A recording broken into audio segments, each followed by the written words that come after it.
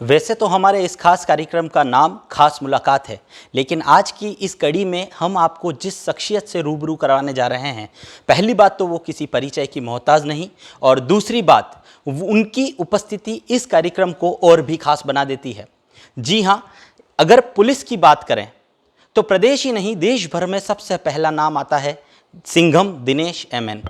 और यह उदयपुर न्यूज़ के लिए सौभाग्य की बात है कि इस बार Dinesh M N sir Udaipur news के माध्यम से आम दर्शकों से, शहर की जनता से और संभाग की जनता से रूबरू हो रहे हैं। हमारे साथ दिनेश एमएन सर इस वक्त मौजूद हैं। हम उनसे उनकी उदयपुर से जुड़ी कुछ यादों के बारे में जानना चाहेंगे, उनसे बात करेंगे और पूछते हैं कि क्या कुछ सोचते हैं उदयपुर के बारे में और क्या कुछ सोचते हैं यहाँ की जनता के बारे में। सर, उदयपुर न्यूज़ में स्वागत करता हूँ। Thank you. सर, उदयपुर से जुड़ी ऐसी कौन सी यादें आपके साथ हैं जिन्हें आप दर्शकों के साथ शेयर करना चाहेंगे? नहीं, उदयपुर से बहुत अच्छी यादें जुड़ी हुई है। ठीक है, उदयपुर में जब हम यहाँ काम करते थे, हमारा पूरा टीम कांस्टेबल से लेके मेरे तक पूरा एज ए टीम भावना से काम की और हमारे काम को लोगों ने सराहा भी, सपोर्ट भी किया, खूब इन्फॉर्मेशन दिए। जितने उस टाइम में बड़े वारदातें थे वो सब ट्रेस आउट हुए और इसके अलावा काफ़ी बड़े बड़े क्रिमिनल्स को हम काबू करने में हम सफल हुए थे और ओवरऑल मेरा टेन्योर काफ़ी अच्छा रहा। सर, आमतौर पर देखा गया है कि पुलिस को जब भी पीठ पीछे कोई बात होती है पुलिस की, तो पुलिस को प्रोत्साहन नहीं मिलता है, बल्कि उनके लिए बुरा ही बोला जाता है जब भी पीठ पीछे बात होती है। लेकिन पहले एक ऐसे ऑफिसर हैं जिनकी पीठ पीछे भी तारीफ़ होती है और मुंह पर तो इनकी तारीफ़ के क्या कहूँ, मेरे पास शब्द नहीं है। आज कितने लोग सर आपसे मिलने आए हैं, आप उदयपुर में आए हैं, जो लोगों का प्यार आपको मिल रहा है, आज सुबह से किस तरह का क्रम रहा सर? नहीं, आज हमने 2 घंटे का हमने एक ये रखा था कि जिनके भी कोई भ्रष्टाचार संबंधित परिवाद है, जितने भी कोई कंप्लेंट्स है, उनको मिलने के लिए हमने बुलाया था। उसमें कुछ लोग भ्रष्टाचार संबंधी, रिश्वत संबंधी काफ़ी कंप्लेंट्स दिए, कुछ लोग मिलने भी आए। मुझे लगता है 100-150 के ऊपर लोग आए होंगे। उदयपुर के बारे में ये बताना चाहता हूँ कि जब हमारी मुश्किल की घड़ी थी, जब हम लोग एक केस में, इनकाउंटर केस में हम लोग जेल में थे, कभी कभी पेशियों के लिए हमें उदयपुर आना पड़ता था। तो उस टाइम में उदयपुर के जो लोग जो भी हमसे मिलते थे, जिस तरह से प्यार देते थे और जिस तरह से हम लोगों को मतलब अफेक्शन देते थे, सपोर्ट देते थे, वो अकल्पनीय है।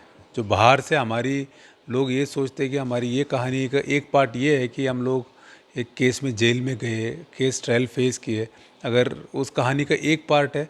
कहानी के दूसरी पार्ट जो बहुत लोगों को पता ये नहीं है कि जिस तरह से लोगों ने यहाँ प्यार दिया, जिस तरह से लोगों ने हम सबको, हमारे पूरे टीम को एक तरह से अपना घर के मेंबर बना लिया और जिस तरह से हर तरह की सपोर्ट हम लोगों को किया, वो बहुत अद्भुत है। मुझे लगता है कि किसी और शहर ने इतना प्यार किसी अधिकारी को नहीं दिया होगा और कितना सपोर्ट नहीं दिया होगा, वो भी हमारी मुश्किल घड़ी में। अब उस समय तो हम ना ही यहाँ अधिकारी थे और ऐसा भी नहीं था कि कहीं यहाँ पोस्टिंग होने वाला है, फिर भी न मतलब बिना कोई मोटिव, बिना कोई स्वार्थ के यहाँ के लोगों ने निष्कल्मश भाव से प्यार दिया था। मैं आभारी हूँ। और बहुत बहुत बार हम लोग रात को आना पड़ता था अहमदाबाद से, फिर हमारे साथ गार्ड भी होती थी। जब हम कहीं किसी के लिए रिक्वेस्ट कर ले खाने के लिए, तो रात को अगर 1 बजे आए, 2 बजे आए, पूरा स्टाफ, पूरा मालिक सब खड़े रहते थे, सिर्फ इस बात के लिए कि साहब हमारे जो अधिकारीगण हैं और उनके साथी है उनको गर्म खाना मिले और कोई कोताही नहीं बरते। तो इस प्यार को तो मैं शब्दों में बयान नहीं कर सकता हूँ।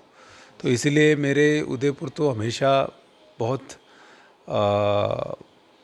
मतलब प्यारा शहर रहेगा और मुझे लगता है कि इस शहर के लिए जो भी, जब भी, जितना भी मौका पड़ेगा, हम आगे भी करते रहेंगे काम। सर, इसी वाक़ये में आप शायद पहले ऐसे अधिकारी हैं जिसके समर्थन में स्वेच्छा से पूरा उदयपुर बंद रहा था। क्या कहेंगे उन लोगों से जिन्होंने उस समय आपका समर्थन किया था और अपनी स्वेच्छा से आपके समर्थन में पूरे शहर को बंद रखा था? ये बहुत बड़ी बात है पूरे विभाग के लिए कि ऐसे ऑफिसर के लिए शहर का, पूरे शहर का स्वेच्छा से बंद हो जाना। क्या कहेंगे सर?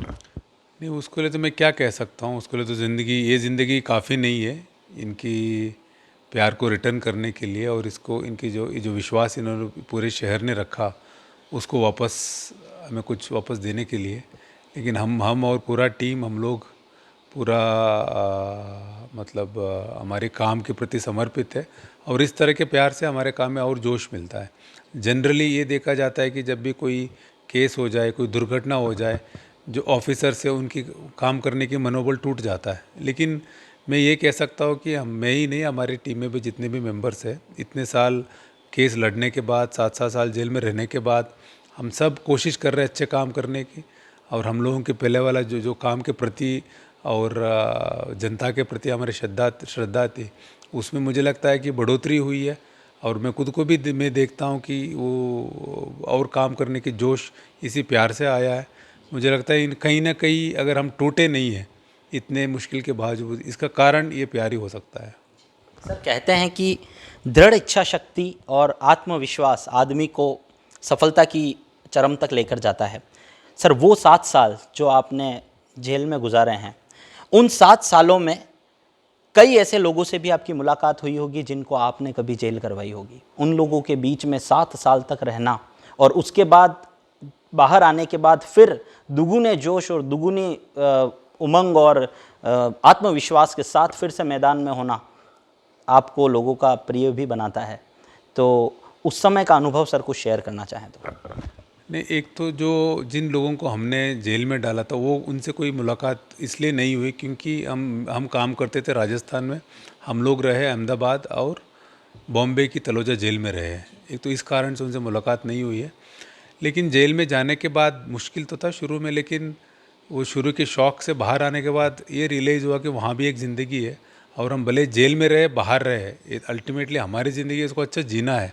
और एक दुर्घटना पूरी ज़िंदगी की सारे सारांश को ले ले या पूरे आदमी को नेगेटिविटी और डिप्रेशन, फ्रस्ट्रेशन की तरफ धकेल दे, ये ज़रूरी नहीं है।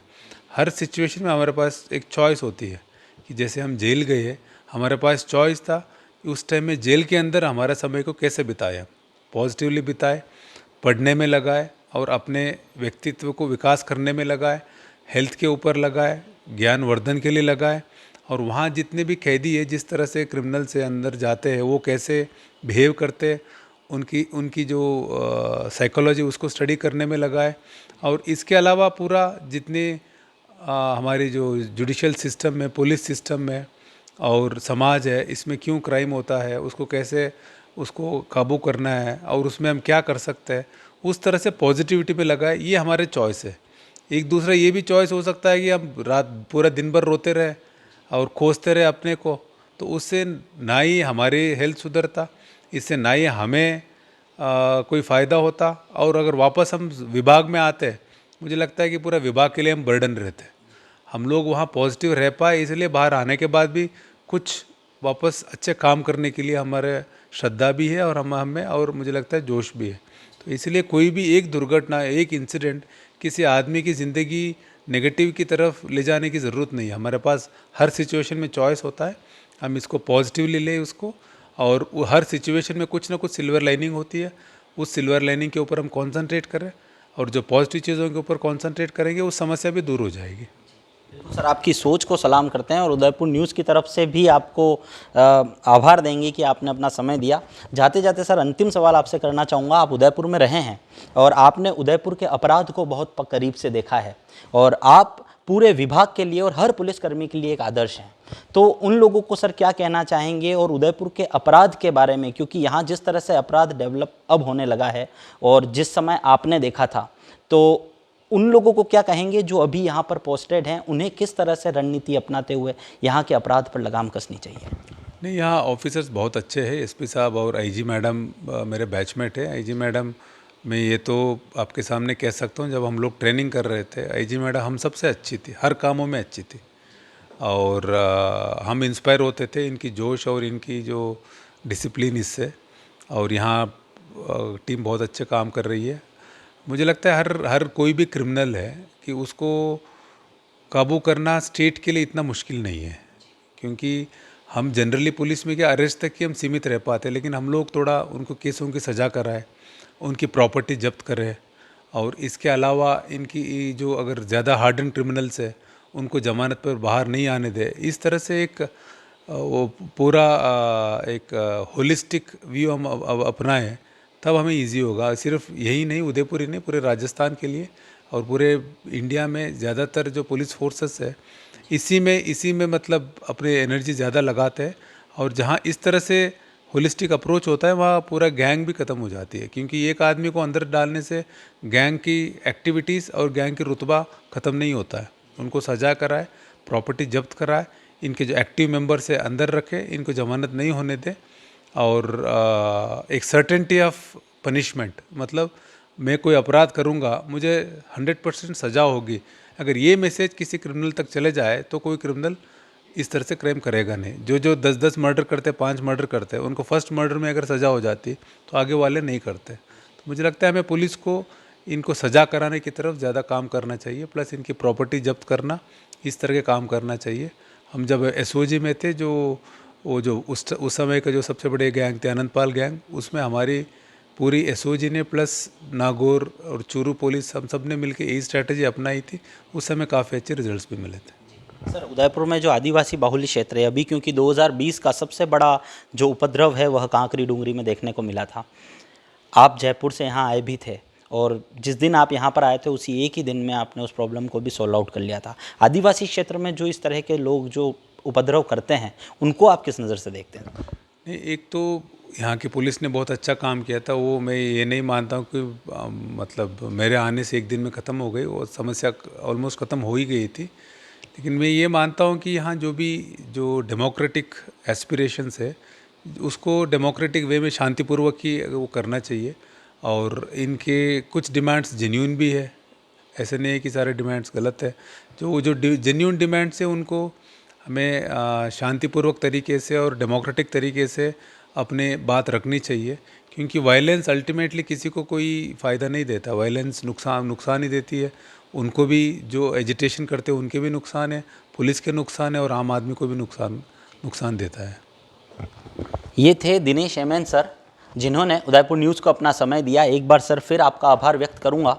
और दिनेश एमएन सर एक ऐसा व्यक्तित्व है जो सिर्फ पुलिसकर्मी के लिए नहीं बल्कि हर शख्स के लिए अपने जीवन में जीवन मूल्यों को बनाए रखने के लिए हमेशा लोगों को मोटिवेट करते आए हैं। और आज उदयपुर न्यूज़ के साथ हुई इस खास मुलाकात में भी सर ने अपने वो अनुभव शेयर किए हैं जिसे आप लोगों को देखना बहुत ज़रूरी है, आप लोगों को समझना बहुत ज़रूरी है। आशा करते हैं कि नए साल में हुई इस सकारात्मक शुरुआत से आप अपने जीवन में कभी निराशा की ओर नहीं बढ़ेंगे और आपकी सकारात्मक सोच ही आपको अपराध करने से मुक्त कर सकती है। फिलहाल अभिषेक जोशी को सहयोगी कमल वसीटा के साथ दीजिए इजाज़त। नमस्कार।